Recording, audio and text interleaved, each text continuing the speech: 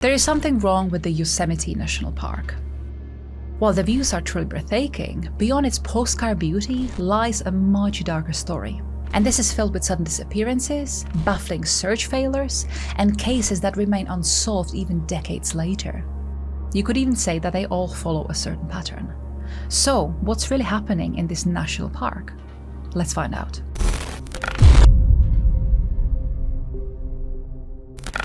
Yosemite has always been a place of reverence. To the Aponachi people, it was sacred land, full of spiritual power, stories, and cautionary tales. They warned of spirits that lived in mountains and creatures that took those who wandered too far. While mainstream society dismissed these tales as myth, the growing list of missing persons in Yosemite is hard to ignore. As of March 2017, 33 unsolved disappearances were reported, many under very highly unusual circumstances. Now, before we go into theories of how these people go supposedly missing in the national park, let me introduce you to two cases that share many similar points. The first one is this very unusual case of Stacy Arras.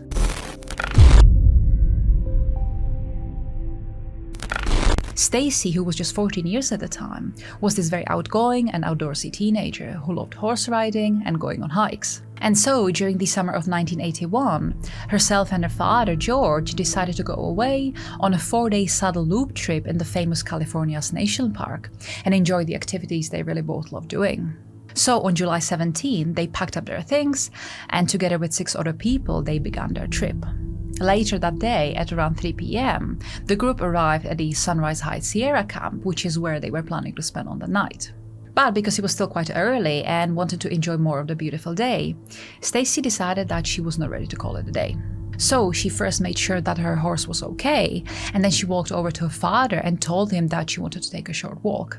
Among other things, Stacy was also a very keen photographer, and so while going on this walk, she thought that she could also grab her Olympus camera she had packed with her and document how beautiful the scenery was. So Stacy's dad says okay, go ahead, but to be extra safe, another member of their group would need to go with her, and this was an elderly man named Gerald. Stacy said that was totally fine, and so the pair set off. She wanted to visit the Sunrise Lakes, which was located about 1.5 miles away from the camp. But shortly into the walk, Gerald stopped and said that he needed a little break. But to not be a complete pain, he suggested that Stacy that she should go on without him and that he will be right there waiting for her, so that when she's done with the photos, she should come by to the exact spot and the two will walk back together. And so Stacy says, sure, that's fine, I won't be long, and then leaves Gerald behind. About half an hour goes by and Stacy is still not returning, and so Gerald becomes really worried about her. He decides to walk back to the camp and alert the others, and this of course concerns Stacy's dad, and so he and a few others immediately rode off, and Gerald tells them that he saw Stacy last standing on a rock looking into the distance, and after that she disappeared behind some trees that were along the path. So the group rides towards that direction, but no matter where they look, they can't find the teenager anywhere. They spent the next while looking all over the place for her. They kept calling out, but there was just no sign of the young woman at all. So feeling a little defeated, George rides back to the National Park Service and reports his daughter missing. After this, a large search is organized, which would reach over 150 people, including the Mountain Rescue Association members, 6 dog teams, divers, and even 3 helicopters. For 9 days and over 8,000 hours, the search efforts come through the 5 square mile area surrounding the Sunrise Lakes. But even though that the search started relatively quickly, no trace of Stacy was ever found. There was no clothing, there was no camera, and no remains. Only one piece of evidence was collected, and that was the camera lens cap, but that was it. Now you might think that Stacy just fell down some rock, but the truth is that the terrain she was on wasn't particularly dangerous. Search dogs did pick up her scent, but then abruptly lost it, which just made no sense. If Stacy did fall down, she would be clearly visible there, so this really made it look like she just vanished right there on the spot. The park is home to large animals like black bears and mountain lions, and so many have speculated that Stacy could have been attacked by one of those predators and taken elsewhere. But with this, there would be clear signs of struggle and other clues, so this is a very unlikely scenario. Of course, a foul play was also suggested, especially since there were sightings of this mysterious unkept young hiker in the area. But again, you would think that if Stacy was attacked, the investigators would find supporting evidence of this. But this was never confirmed, and the young man was also never apprehended. Now, the route Stacy went is also quite frequented. So say if someone did try to kidnap her and take her away in their car, they would have to do that while being surrounded by other people. So this is probably also what did not happen. There's even yet another far-fetched theory which says that there were a lot of troubles and tension within the family and that Stacy decided to run away. But again, this was never confirmed, and there were many questions in regards to her footwear that day, because some said that she left in just flip-flops. And you would think that if someone was going to run away, they would have proper shoes. Rangers were so disturbed by the lack of evidence that the case was quietly buried in National Park Service reports, and some even claimed documents were sealed. Just about 1% of those 2,000 pages written on this case have been made public, so who knows what is actually being hidden away from us. There's no official ruling in regards to what actually happened to Stacy, but many believe that she just simply wandered off too far and passed away due to the weather and other elements. But this is very strange. Many hikers have since followed the same route that Stacy had, and they all agree that the terrain is very mild. So the only way for this to be true is if Stacy got somehow very disoriented and got lost, and managed to find herself out in the dark when the temperatures drop really low. She of course would have no water or food and no light and even proper clothes, so maybe she just wandered off too far and passed away because of the low temperature. Or she could have gone so far that she would have ended up on one of the cliffs like the ones over Tenaya Creek, and she fell down. As of now, both Stacy's parents, George and Carol, have passed away, and so they never got to find out what really had happened to their girl. As for her body, there are actually many speculations in general in terms of Yosemite disappearances, and I will get to them in just a little bit. But now let's talk about a very strange case, and this one I have not really seen covered anywhere else.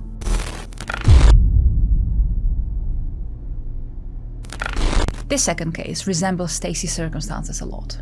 A man named Teddy McDermott was an experienced hiker from Sacramento. In 1996, he left to hike a known route from the Happy Isles trailhead to the Merced Lake area. Now, this is a trip that he had done before, and so nobody was really worried about him or the fact that he was going to go alone. But when Teddy failed to return on the day he was supposed to, he was immediately reported as missing, and a search was called in. And very quickly, Teddy's car was found, still parked at the trailhead. The searchers also found a food wrapper that Teddy may have dropped, but apart from this, there were no other clues. There was no body, no gear, and even no final message. What is more disturbing is the fact that multiple hikers reported seeing a man who matched Teddy's descriptions days after he was declared missing. But this was miles away from his planned route, which would have been impossible for Teddy to make in such a short space of time.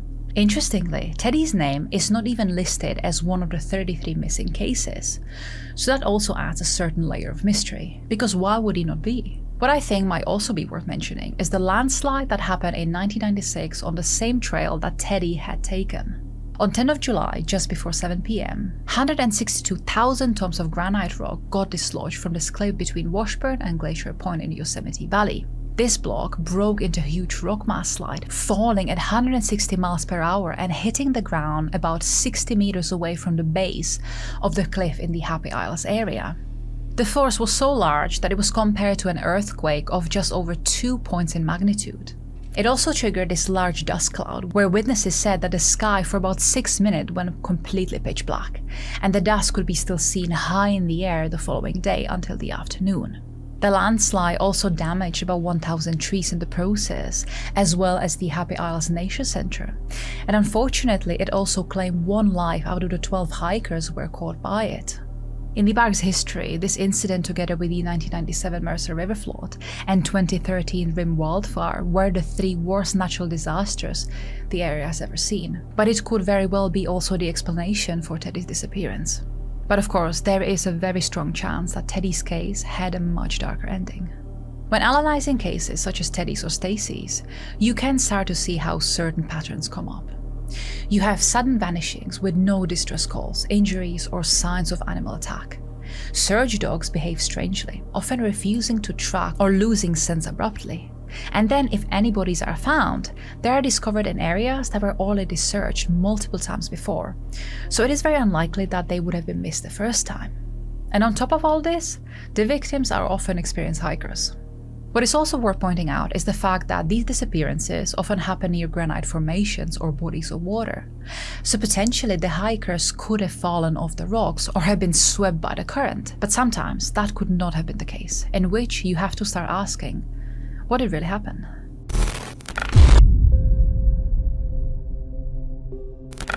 There are a lot of Yosemite disappearances described in the infamous Missing 411 investigations, which are several books compiled by former police officer David Paulides. Over the course of his career, Paulides has documented hundreds of disappearances from national parks, but his research into Yosemite is some of the most unsettling, and strange stories just keep coming up. He points out that in multiple cases, victims were found without shoes or clothes, in impossible-to-reach locations or in places that had been already searched. He then proposes theories and goes on to explore them. The first and the most logical explanation would be the involvement of a predatory person or people, and these would be using their knowledge of the terrain and were there to abduct people. Now, this park is massive, and so it is not completely out of the question that there could be some wild people out there that we might not necessarily even know of. And some of them could even be religious groups, and so rituals could be also taking place. The next theory is about the many natural cave system and crevices around the park that could be hiding bodies in them. Now, people could have either climbed into these or maybe take a shelter from the weather, or they could have just simply fallen in. And if some predator was involved, they could have even been placed inside them. And now, because there's so many of them, there's no chance that they would be ever found. Of course, there's also this theory that these people just went off too far and passed away in the wilderness because they had no means of surviving. But it would still not explain why they were never found, especially if those areas were combed thoroughly by searchers. And even now, years later, you still would be expected to find at least bones. Now, the next one on the list is definitely going up the rank of conspiracy theories. There's always the possibility that government secrets are being hidden away, or cover-ups are being made. We know that some areas near Yosemite have military installations, and just like in Stacy Arras' case, it would make no sense why so much of her files would be completely inaccessible to the public. Even David Paulides was refused access to it twice. This really makes you wonder, what is the government hiding?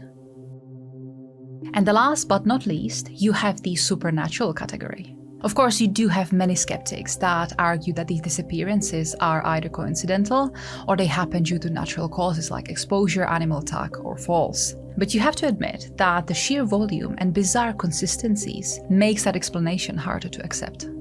There have been plenty of mysterious stories that have involved the Bigfoot, skinwalkers, and ghostly sightings all over the park. So you've got to wonder, were those real or made up our scared minds most likely operating on low fuel?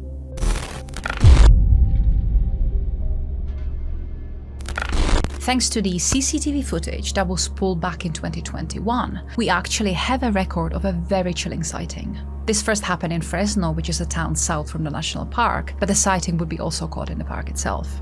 And you can say that this is probably the most famous paranormal activity case recorded in the Central Valley. And that's because of how strange and eerie these two figures that were spotted are. These creatures have been named the Nightcrawlers, and the legends of them span way back into the Native American tales. It is unknown what they really are, but we can describe them to be these two tall pairs of legs with a head, and they seem to be covered in some sort of a sheer white cloth. There is no torso or arms visible, and they moved in this very eerie, slow motion, almost like they are drunkenly staggering forward. The native people who gave these beings the name of the Nightcrawlers thought that they were this peaceful race and that they came onto our planet from another one to rebuild the union between man and nature. Or at least that is one of the explanations they had for them. What they really are, we have no proof of, but by the look of it, it would seem like they are not out of this world.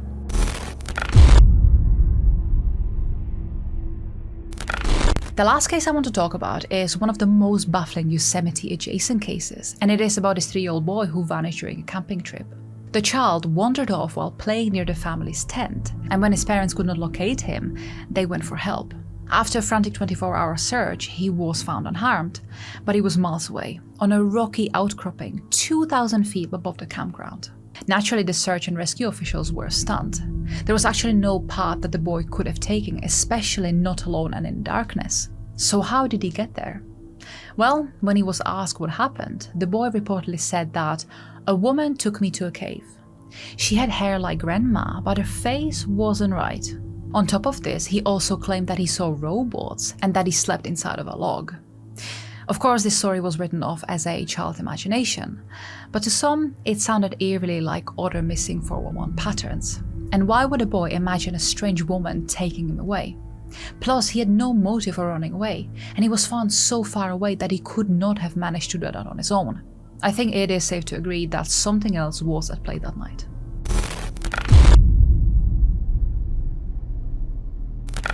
Now, let's dive into one of the most chilling parts. In many disappearances, and just like in Stacy's and Teddy's case, bodies are never found, not even years later. So the question is, where are they?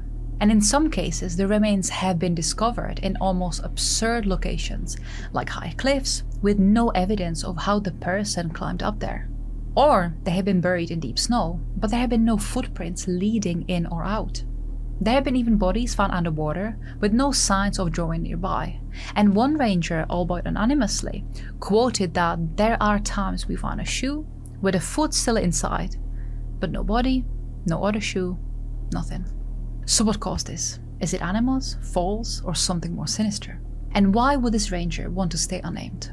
All of these bits and pieces really make it look like there is something much larger at play, yet the public is kept away from it. And that is quite irresponsible if you ask me, because lots of people visit the national park every year. So what if there is something that they should be aware and even afraid of? Don't we have the right to know and then make an informed decision whether we still want to go there? Now, further fueling into the conspiracy theories, another layer of mystery is in how the National Park Service, or NPS for short, handles missing persons. For example, David Paulides repeatedly noted that the NPS does not maintain a centralized database of missing people in parks. In fact, they refused multiple of Freedom of Information Act requests from journalists and researchers asking for such lists. But why? Some believe it's a liability issue, because admitting of how many people go missing might be actually damaging to tourism. But like I've pointed out before, people should know. Nobody should be made to think that a place is safe when in fact it is not. And if the real numbers are being hidden away, then that could be directly responsible for more people going missing as a result of this.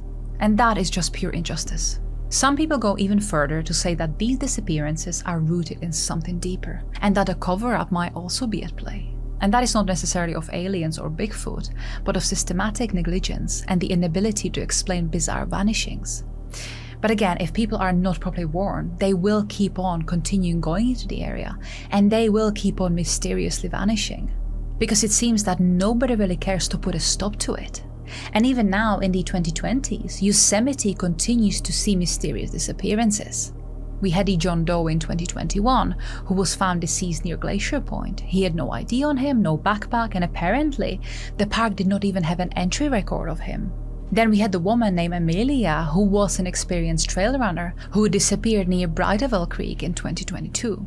Her last GPS ping was in a well-traveled area, but she was never seen again. But these are just a few of the baffling cases from Yosemite we know of. Imagine how many cases have not even been reported. Each unsolved disappearance leaves desperate family and friends, but these cases continue. Yosemite National Park will always be a place of wonder, because it truly is a crown jewel of nature. But for dozens of families, it's also a place of endless questions, quiet grief, and vanishing footprints. And the million-dollar question of what is truly happening in Yosemite still remains. But it also seems like the public is actually being kept away from the answers it really needs and deserves. So next time you hike through its wonderful trails, remember, not everyone who enters the wild comes back.